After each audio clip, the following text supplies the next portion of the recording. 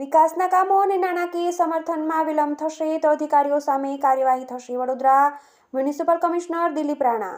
Vadodara corporation દ્વારા ચાલતા વિકાસના કામોમાં વિલંબ થવાને કારણે મ્યુનિસિપલ કમિશનર દિલીપ રાણાએ 3 થી 4 અધિકારીઓને સ્પષ્ટ ચેતવણી આપી છે કે સ્વર્ણિમની ગ્રાન્ટ હોય કે અન્ય સરકારની ગ્રાન્ટના કામોમાં વિલંબ થશે તો અધિકારીઓ સામે કાર્યવાહી કરવામાં આવશે. સાથે સાથે નાણાકીય સમર્થન પણ ઝડપથી આપવા સૂચના આપી છે.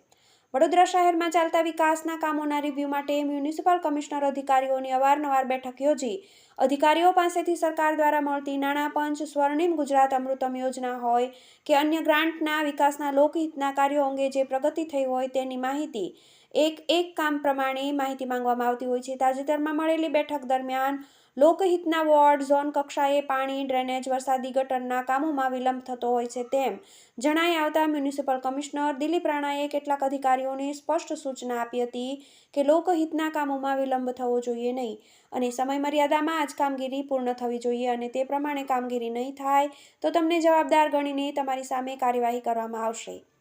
બેઠકમાં કેટલાક અધિકારીએ અન્ય વિભાગને કારણે કામગીરીમાં વિલંબ થતો હોવાનું જણાવતા તે વિભાગના અધિકારીઓને પણ સૂચના આપી હતી. સાથે સાથે કમિશનરે ખાસ કરીને વિકાસના કામોમાં નાણાકીય સમર્થન આપવામાં વિલંબ થાય નહીં તે અંગે પણ સૂચના આપી હતી. TV18 news Vadodara.